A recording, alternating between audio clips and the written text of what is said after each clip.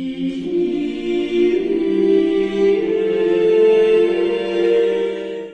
el nombre del Padre, y del Hijo, y del Espíritu Santo. Amén. Dios te salve María, llena eres de gracia, el Señor es contigo. Bendita tú eres entre todas las mujeres, y bendito es el fruto de tu vientre, Jesús. Santa María, Madre de Dios, ruega por nosotros pecadores, ahora y en la hora de nuestra muerte. Amén. San Ignacio de Loyola, ruega por nosotros. En el nombre del Padre, y del Hijo, y del Espíritu Santo. Amén. El Señor le dijo al cieguito al cual había curado: mira, has recobrado la salud, no peques más, para que no te suceda algo peor. Juan 5:14. ¿Qué puede ser peor para el cieguito? De ser ciego, no veía durante tantos años. Que no peque porque le puede suceder algo peor. Porque realmente no hay nada peor que el pecado y las consecuencias que tiene. Después de meditar el principio y fundamento, de ver claro que hemos sido creados para Dios, el fin de las criaturas, la indiferencia, bien, nos invita San Ignacio ahora, en el número 45 del librito de los ejercicios, nos invita a meditar sobre los pecados. Es una meditación que él va a llamar de 3 pecados. Ya vamos a ver por qué. Son 3 pecados que nos hace contemplar, meditar para sacar provecho. Vivimos en un mundo, en una sociedad, donde el pecado en cuanto tal no existe. En los medios de comunicación, si uno lee un diario, 2, 3, ¿dónde se utiliza la palabra pecado? ¿Dónde está? Y si se utiliza la palabra pecado, no es como nosotros la entendemos. Así como se ha borrado a Dios de la sociedad, también se ha borrado el pecado. Pío XII, ya en el año 50 del siglo pasado, decía: el pecado de este siglo es haber perdido el sentido del pecado. Y San Juan Pablo II, en el año 94, luego de repetir esa frase de Pío XII, va a agregar lo siguiente: restablecer el sentido justo del pecado es la primera manera de afrontar la grave crisis espiritual que afecta al hombre de nuestro tiempo. Muy fuertes palabras también. Hay una grave crisis espiritual. ¿Cómo hacemos para poder superar eso? Entonces tenemos que darle sentido justo al pecado. Entender lo que es el pecado, aunque es un misterio, siempre se puede profundizar un poco más. Es un misterio porque el pecado toca a Dios y Dios es un misterio. Vivimos en un mundo, donde no podemos pensar que nos va a ayudar la sociedad a entender lo que es el pecado. Vivimos en una dictadura del relativismo. El relativismo nos lleva al pecado porque termino siendo Dios. Yo decido qué está bien y qué está mal. Es un relativismo impuesto, nos obliga, nos quiere obligar la sociedad. Y de todas las revoluciones que han habido, quizás estamos viviendo la peor, que de algún modo une todas las otras, con la ideología de género. Como diría el cardenal Sará, que está realizada sobre las bases pseudocientíficas y laicistas propiamente diabólicas. Es decir que desde la escuela los niños, o a nivel mundial a través de la presión por el dinero y demás, se está imponiendo esta ideología diabólica, que se enseña en definitiva que yo soy Dios, yo decido si puedo ser varón, mujer, un frasco de mermelada, como decía algún meme por ahí, cualquier cosa, con todas las terribles consecuencias que esto trae. No perdamos el sentido del escándalo. Lo que propone la ideología de género es pecado. No solamente por la homosexualidad, que vivir según la homosexualidad, no la inclinación, sino vivir según la inclinación, es pecado. Sino también todo lo demás que conlleva el aborto, el no reconocernos criaturas de Dios, de todo. Y así vivimos, y eso se quiere imponer, y si no haces nada por tu hijo o tu hija que están en la escuela, van a terminar creyendo eso, porque se está imponiendo. Y eso es pecado. Es decir, se ha institucionalizado algo diabólico y no terminamos de despertar, de refregarnos los ojos para darnos cuenta al frente de qué estamos. En una sociedad así vivimos. Entonces, claro, tener algún sentido del pecado es bastante más difícil. Y más cuando incluso nosotros, los ministros de la iglesia, sacerdotes, obispos, etc., a veces fallamos al decir la verdad sobre qué es pecado y qué no. Miren cómo lo decía muy claramente San Juan Pablo II, allá en el año 94, siempre citando la encíclica Reconciliatio y Penitencia. Siempre van a tener debajo de los videos el PDF para bajar con esto que estoy leyendo, por eso a veces no abundo en citas. Decía el Papa: la confusión creada en la conciencia de numerosos fieles por la divergencia de opiniones y enseñanzas en la teología, en la predicación, en la catequesis, en la dirección espiritual, sobre cuestiones graves y delicadas de la moral cristiana, termina por hacer disminuir hasta casi borrarlo el verdadero sentido del pecado. Muy fuertes palabras que no necesitan comentario. San Ignacio nos va a invitar, por supuesto, siempre a comenzar con la oración preparatoria, que aquí, como es la primera vez que él propone los puntos de la meditación, recordemos que al principio de fundamento le aplicábamos estos puntos, entonces va a explicar cada uno de los puntos y la oración preparatoria la va a traer. Nos ponemos en presencia de Dios y entonces leemos lo que está en el número 46. La oración preparatoria es pedir, dice el santo, gracia a Dios nuestro Señor, para que todas mis intenciones, acciones y operaciones sean puramente ordenadas en servicio y alabanza de su divina majestad. Estas u otras palabras para comenzar la oración, para que tenga mayor fruto, mayor provecho. Luego nos trae el santo la composición del lugar. El primer preámbulo, estamos en el número 47, es composición viendo el lugar. Aquí es de notar que en la contemplación o meditación visible, así como contemplar a Cristo nuestro Señor, el cual es visible, la composición será ver con la vista de la imaginación el lugar corpóreo donde se halla la cosa que quiero contemplar. Digo el lugar corpóreo así como un templo o un monte donde se halla Jesucristo, Nuestra Señora, según lo que quiero contemplar. Ya vamos a contemplar misterios de la vida de Cristo que son visibles, más fáciles de imaginar. En la invisible, como es aquí de los pecados, la composición será ver con la vista imaginativa y considerar mi ánima ser encarcelada, mi alma, ser encarcelada en este cuerpo corruptible y todo el compuesto en este valle como desterrado entre brutos animales. Digo todo el compuesto de ánima y cuerpo. Tratar de imaginarnos esto o cualquier otra cosa que nos ayude a contemplar lo que es el pecado. Si tuviésemos fe, decía el santo cura de Ars, y viésemos un alma en pecado mortal, moriríamos de terror. Entonces cualquier cosa que nos imaginemos nunca se nos va a ir la mano. ¿Eh? Sabiduría 9:15. Un cuerpo corruptible agobia el alma y esta tienda de tierra abruma el espíritu lleno de preocupaciones. Tienda de tierra abruma el espíritu. En el Salmo 22, profetizando la pasión del Señor, miren cómo habla en boca del Señor, puesto esto 700 años antes. Novillos sin cuentos me rodean, me acosan los toros de Basán, me amenazan abriendo sus fauces como el león que desgarra y ruge. Perros sin cuentos me rodean, una banda de malvados me acorrala, mis manos y mis pies vacilan. Todas figuras de animales, porque el hombre, cuando se deja llevar por las pasiones, se animaliza. Y a veces, como tenemos capacidad superior a los animales, podemos hacer cosas peores con los animales. Por eso, esa imagen tan plástica que pone la Escritura, o el mismo Señor que le dice a los apóstoles, mirad que os envío como ovejas en medio de lobos. O San Pedro, que una y otra vez conjuraba a los primeros conversos, ahí en Hechos 2:40, poneos a salvo de esta generación perversa. Hay pecado, se puede ver el pecado, a veces no lo vemos con esos ojos, con los ojos de que son pecados realmente, y por eso no nos duelen, o no nos aterrorizan, o no nos asustamos, o no tenemos respeto de Dios. También el mismo Pedro en su segunda carta, 2 Pedro 1:19, dice que la Sagrada Escritura, la palabra profética, es lámpara que luce en lugar oscuro de pecado. El pecado me lleva a pensar en todo eso. Bueno, ¿se imaginan lo que más les parezca que pueden servir para esto que queremos llegar, que es a entender un poco más el sentido del pecado con la ayuda de la gracia de Dios? La petición, muy importante y en la cual podemos volver una y otra vez cuando nos distraemos. Otra vez explica el santo aquí, demandar a Dios nuestro Señor lo que quiero y deseo. Explica, la demanda de ser según su viecta materia, según lo que vaya a tratar, es lo que le voy a pedir. Es a saber, si la contemplación es de resurrección, demandar gozo con Cristo gozoso. Si es de pasión, demandar pena, lágrimas y tormento con Cristo atormentado. Aquí será demandar vergüenza y confusión de mí mismo, viendo cuántos han sido dañados por un solo pecado mortal y cuántas veces yo merecería ser condenado para siempre por mis tantos pecados. Vergüenza y confusión por mis pecados.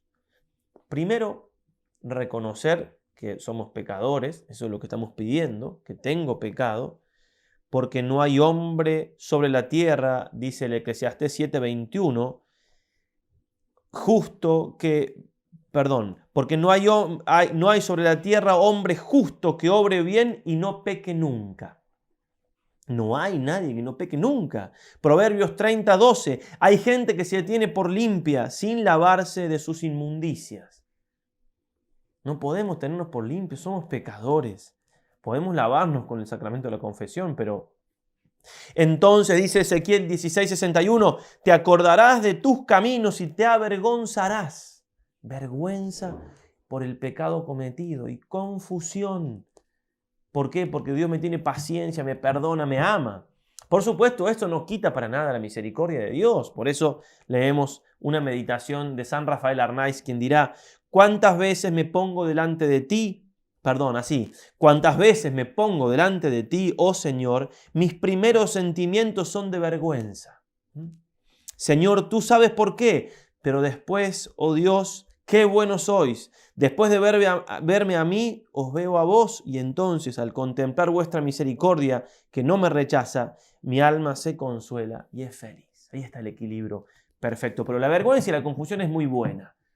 Como aquello de San Pedro, Lucas 5:20. Apártate de mí que soy un pecador, al ver a Cristo hacer la pesca milagrosa. Ante Dios, ante la grandeza de Dios, bueno, reconozco mi pecado y me avergüenza. Nos trae San Ignacio entonces 3 escenas, 3 pecados. Los ángeles, Adán y Eva, y el pecado de un hombre particular, un hombre cualquiera, que por un solo pecado mortal o por muchos menos de lo que yo he cometido, no se salva. Lo que intenta el santo es que veamos la realidad del pecado, que lo veamos desde el punto de vista de la fe, y lo terrible de las consecuencias. Y haciendo la aplicación a mí mismo, ver cuánta misericordia me ha tenido y me tiene el Señor. Eso es lo que busca el santo en esta meditación de 3 pecados. Vamos entonces al pecado de los ángeles. Estamos en el número 50. El primer punto será traer la memoria sobre el primer pecado que fue de los ángeles y luego sobre el mismo entendimiento discurriendo luego la voluntad, queriendo todo esto memorar y entender, por más me avergonzar y confundir, trayendo en comparación de un pecado de los ángeles tantos pecados míos, y donde ellos por un pecado fueron al infierno, cuántas veces yo le he merecido por tantos. Digo, traer en memoria el pecado de los ángeles, como siendo ellos criados en gracia, no se queriendo ayudar con la libertad para hacer reverencia y obediencia a su Creador y Señor, viniendo en soberbia, fueron convertidos de gracia en malicia y lanzados del cielo al infierno. Y así, consecuentemente, discurrir más en particular con el entendimiento y moviendo más los afectos con la voluntad. La oración que nos propone San Ignacio se dice oración por las potencias. Él quiere que usemos la memoria recordando lo que estamos meditando, la inteligencia iluminando eso y rumiando, y la voluntad afectándonos, haciendo actos de amor que muchas veces se transforman en el coloquio final. Bueno, el pecado de los ángeles. Entonces, Dios crea a los ángeles, seres espirituales, mucho más perfectos que nosotros, creados en gracia de Dios, es decir, en amistad con Él, una mayor gracia con la que fuimos creados nosotros, pero fueron puestos a prueba. ¿Qué significa esto? Que el amor no puede obligarse. Dios los amaba, los ama, por amor los creó, los invitó a compartir su amor, pero no los obligó a que lo amaran. La libertad humana, la libertad angelical está en esto, en si quiere o no quiere amar a Dios. Ezequiel 28, 14 y 15 suelen aplicar los padres de la iglesia este texto a Satanás. Eras un querubín ungido para proteger. Así yo te había constituido. Estabas en el monte santo de Dios y caminabas en medio de piedras de fuego. Perfecto fuiste en tus caminos desde el día de tu creación hasta que fue hallada en ti la iniquidad. Santo Tomás de Aquino va a decir, el ángel sin duda pecó deseando ser como Dios. Es después lo que utiliza para tentar a Adán y Eva. Apeteció obtener la bienaventuranza final, es decir, ser feliz como Dios, por su capacidad, lo cual es propio de Dios. Y junto con esto, dice Santo Tomás, se siguió que quisiera dominar todo lo demás. Quiso ser como Dios. No aceptó ser una criatura. No aceptó ser amado por Dios y devolver amor. Quiso él ser Dios. Y tal es la perfección del ángel que no se puede arrepentir. Va a decir San Juan Damasceno, no hay arrepentimiento para ellos desde la caída, como no hay arrepentimiento para los hombres después de la muerte. No es que Dios no tenga misericordia, de hecho es que ellos no se pueden arrepentir, no quieren arrepentirse, no pueden, nunca más. Y bueno, Dios creó el infierno para ellos, con todas las consecuencias que esto tiene, porque son seres que Dios creó para su felicidad y que están penando eternamente por su propia elección y todo el daño que se iba a seguir en los hombres. Dios sabía todo eso y sin embargo, así obró, mandando su ángel, arcángel San Miguel, para que los echara del cielo. Así castigó, se autocastigaron, ellos decidieron, en definitiva, Dios los tuvo que echar, no querían estar con Él. Bien, esa consecuencia por el pecado, por un pecado grave. Qué grave tiene que ser el pecado, ¿no? Siendo Dios infinitamente bueno y perfecto.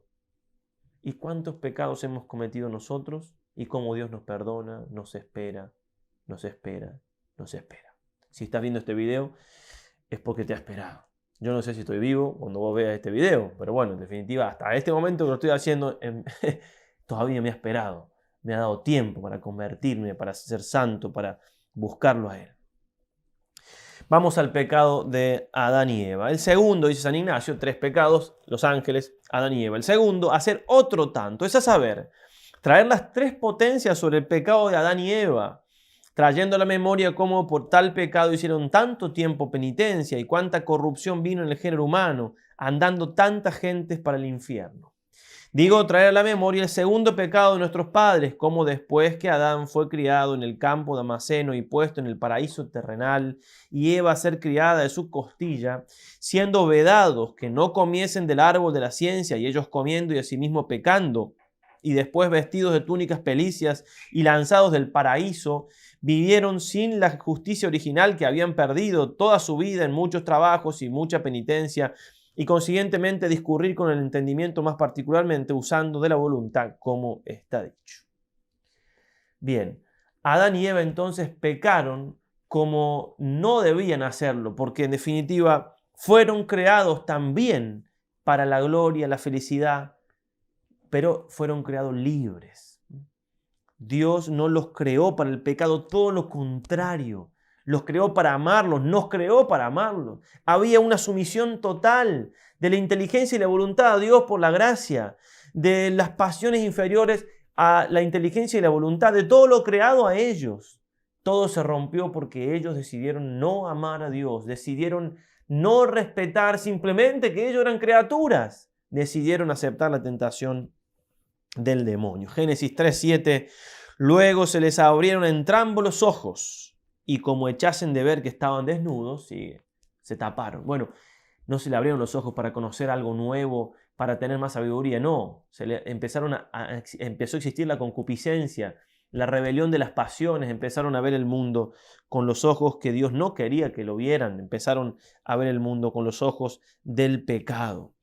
Realmente no hay que imaginar mucho las consecuencias del pecado original, las vemos en nosotros. La lucha que tenemos por la santidad, la lucha para entendernos unos con otros, nosotros mismos que no nos entendemos, las pasiones que nos traicionan, el mal que hay en el mundo. Todo el mal que hay en el mundo es consecuencia del pecado original. Es el hombre que quedó así caído, así herido. Pascal va a decir, el pecado original es un misterio, pero si no aceptamos ese misterio, el hombre se transforma en un misterio mayor aún. ¿Cómo se entiende el hombre si no hay un pecado original? De hecho, distintas culturas han recreado leyendas, historias, ¿para qué? Para hablar de alguna caída, digamos, algún mito, algo, porque la razón tiende a buscar una causa de las consecuencias. Luego del pecado original va a decir el Concilio de Arauz, no tenemos de propio de nosotros mismos más que la mentira y el pecado. Qué heridos que quedamos, qué heridos que quedamos. San Juan de Ávila, doctor de la Iglesia, hablando de esto que se llama fomes peccati, inclinación al pecado. El bautismo nos borra el pecado original, pero no la inclinación al pecado, que Dios la deja para la lucha, para alcanzar nosotros la santidad y tener algún mérito en ello. Va a decir así el santo, y mirad como una piedra con el peso que tiene es inclinada a ir hacia abajo, así por la corrupción del pecado original que tenemos una vivísima inclinación a las cosas de nuestra carne y de nuestra honra y de nuestro provecho, haciendo ídolo de nosotros y obrando nuestras obras no por amor verdadero de Dios, sino por el nuestro. ¿Sí? también el alma quedó inficionada al pecado original. No solamente la carne que se revela, también el alma, el amor propio es espiritual. Estamos vivísimos a las cosas terrenales y que nos tocan, o sea, nos toca a nosotros, que tiene que ver con nuestro amor propio, y muertos para el gusto de las cosas de Dios. Manda en nosotros lo que había de obedecer y obedece lo que había de mandar. Y estamos tan miserables que debajo de cuerpo humano y derecho traemos escondidos apetitos de bestias y corazones encorvados hacia la tierra. ¿Qué os diré? Sino que en cuantas cosas faltas, o sea, en cuantas cosas defectuosas y feas y secas y desordenadas viéredes, en tantas miréis y conozcáis la corrupción y desorden que el hombre que está sin Espíritu de Dios tiene en sus sentidos y obras.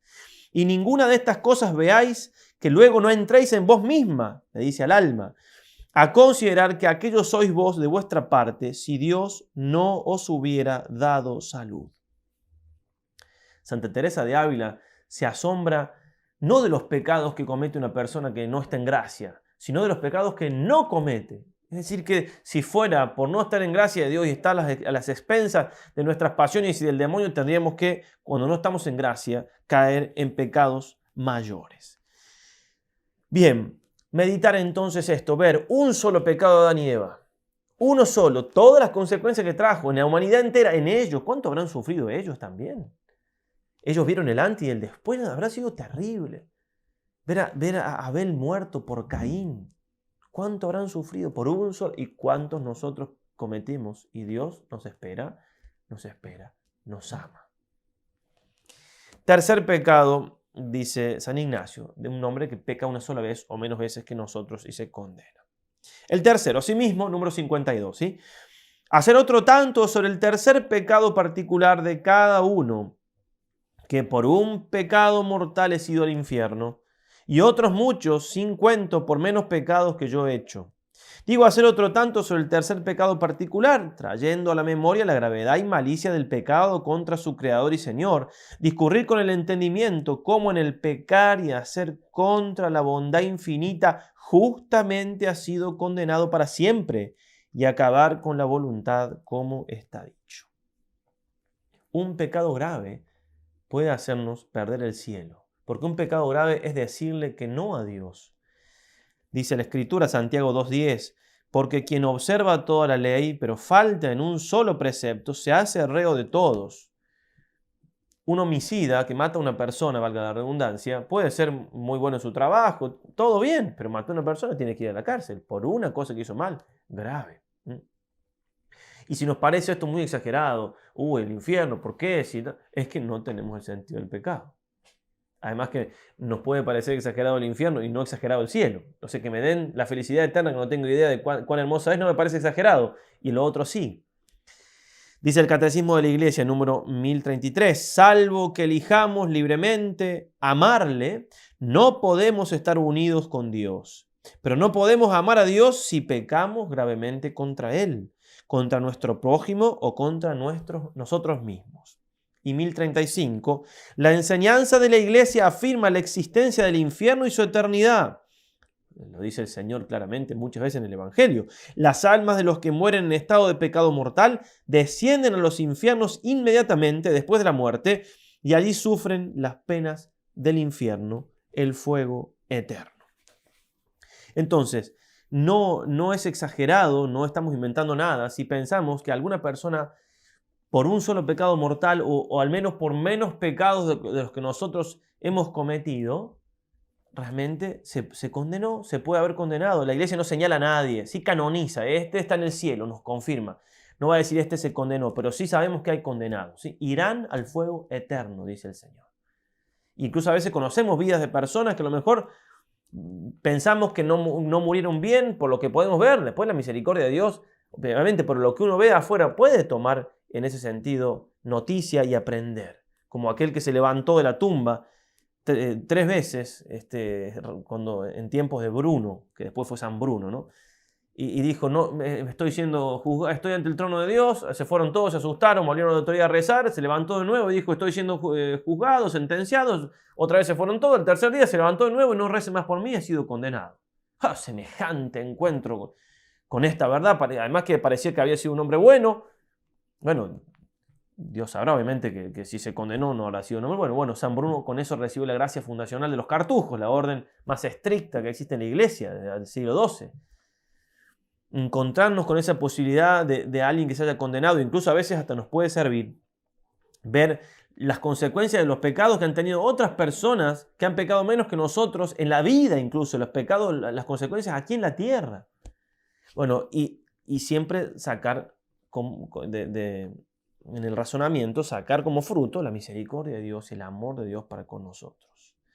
Terminar con un coloquio que San Ignacio nos va a explicar aquí, que se hace propiamente hablando, como un amigo habla con otro, un siervo a su señor, cuando pidiendo alguna gracia, cuando culpándome por algún mal hecho, cuando comunicando sus cosas y queriendo consejo en ellas, y decir un Padre Nuestro. Está en el número 54. En el 53 nos dice el coloquio que tenemos que hacer ahora, esto que decía era para todos los coloquios. Imaginando a Cristo nuestro Señor delante y puesto en cruz, hacer un coloquio como de creadores venido a hacerse hombre y de vida eterna, muerte temporal, y así a morir por mis pecados. Otro tanto mirando a mí mismo lo que he hecho por Cristo, lo que hago por Cristo, lo que debo hacer por Cristo, y así viéndole tal y así colgado en cruz, discurrir por lo que se ofreciere. Ver a Cristo en cruz, se hizo hombre por mí, para salvarme a mí, para salvarme de mis pecados, murió por mí. Bueno, qué coloquio, ¿qué le voy a decir al Señor? Él se hizo cargo de mis pecados, si yo tengo salvaciones por Él, si yo tengo redenciones por Él, si puedo entrar en el cielo es por Él. Él ocupó mi lugar, el lugar que yo debería ocupar, yo soy el que lo clavé en la cruz, son mis pecados. Hacerme cargo de la situación y hacerme cargo entonces de la misericordia de Dios. ¿Cómo me hago cargo de la misericordia de Dios? ¿Qué he hecho por Cristo? ¿Qué hago por Cristo? ¿Qué he de hacer por Cristo? Ante tanto amor del Señor, ¿qué voy a hacer para responderle? Y si me quedaba alguna duda pensando en el infierno, si será, si no será, ¿por qué? Un Dios que se hace hombre y muere por nosotros me muestra que el pecado no es un juego. El pecado no es un juego. Por eso Dios se hizo hombre, por eso murió en la cruz, para mostrarme lo más plásticamente que se pueda lo que es el pecado, lo grave que es, lo que vale redimirlo, vale la sangre de un Dios. María Santísima fue la única criatura que nunca pecó. Y justamente por no haber pecado, es la que más entiende del pecado. Entonces, a ella, que además de esto, por ver a Cristo en la cruz, sufriendo por nosotros, por nuestros pecados, mucho más entendió todavía esta realidad y viendo también que por esa redención ella nunca pecó. Ella que entiende tanto, a ella le suplicamos como madre que nos ayude a profundizar en este misterio. Repito, no es tan lindo a veces pensar en el pecado, cuesta un poco, pero los frutos son enormes. La conversión, va a decir San Juan Pablo II, exige la convicción del pecado. Mientras yo más me hundo en el barro del pecado de esta manera que estamos haciendo, más puedo salir a flote por la misericordia de Dios. Si no quiero ver el pecado, le esquivo, será muy difícil entonces que me convierta. Le vamos a pedir esa gracia a María, le vamos a pedir esa gracia a San Ignacio, que podamos animarnos a enfrentar estas materias un poco más difíciles en esta primera semana para alcanzar todos los frutos que el Señor tiene preparado para nosotros. Ave María Purísima, sin pecado concebida.